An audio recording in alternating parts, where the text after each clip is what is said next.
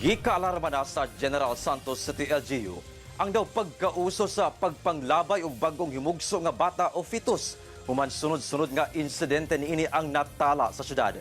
Unsa ang lakang sa lokal nga panggamhanan aron matutukan kining sensitibong issue. Atong sayron pinaagi nining RTV Presents. Katungod sa usa ka bata ang mapanganak ug mahatagan og maayong kinabuhi aron dunay maayong kaugmaon. Apan dili tanang mga bata nga gikonsiderang anghel ang mahatagan og ingong aning oportunidad. Sa General Santos City, halos kada bulan ang mga insidente sa mga pagpanglabay og bata o fetus ang natala. Bulan sa Oktubre karong tuiga, usa ka fetus ang napalgang patay sa usa ka drainage tunnel sa diversion road sa Barangay Apopong nga daw susama lang sa basura.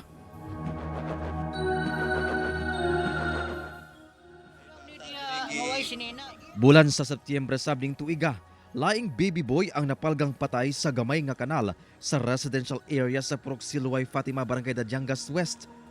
Gituho ang gilabay kini sa inahan kinsa nakaanak sa maong lugar.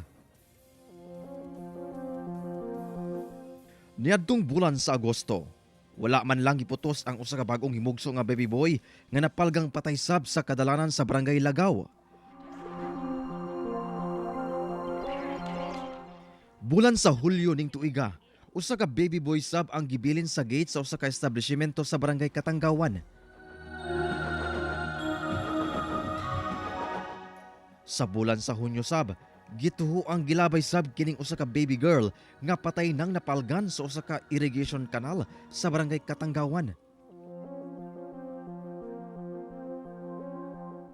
Sa susamang bulan sab, laing bagong himugso nga baby boy ang napalgan nga gibilin sa usa ka electric jeepney.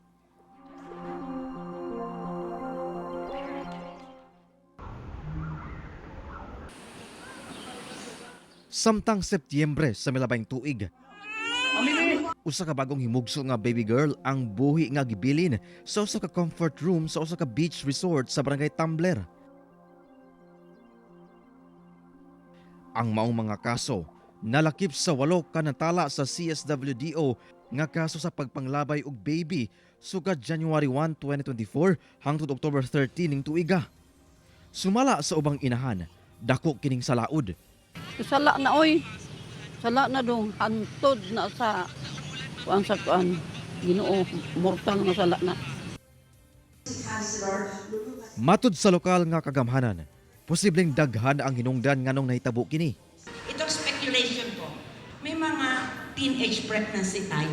Takot magsabi sa parents na buntis sila. So they're pregnant, ipiipit ang tiyan nila, itatapon ang bata kung maglabas. Second is, I'm sorry to say, yung mga nagtatrabaho sa nightclub, they can also be a suspect. I'm not saying and condemning them, no? And third, these are students.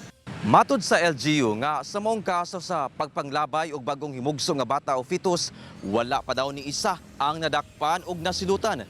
Busa, nakatagda silang magmugna og technical working group aron motutok niini. Sumala sa kapulisan, usasab sa ilang ginalantaw ang posibilidad nga dunay aborsyonista sa syudad.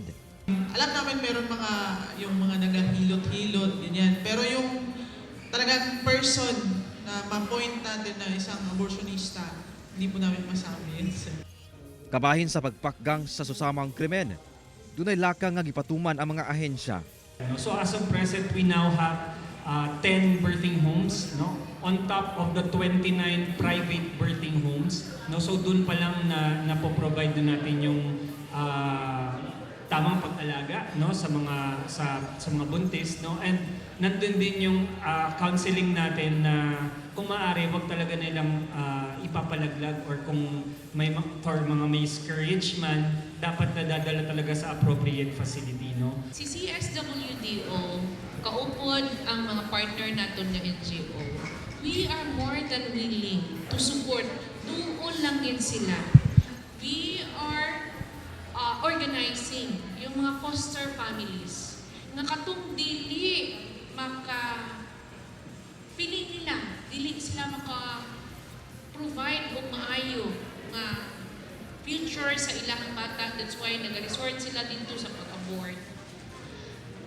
Naatay mga ready, accredited nga mga pamilya nga willing mukupkup sa mga bata. Ipaaki nato sa maayong nga proseso. Kauban si Gary Balantayog, Bong Vicencio, Efren Mamak. 1 Mindanao.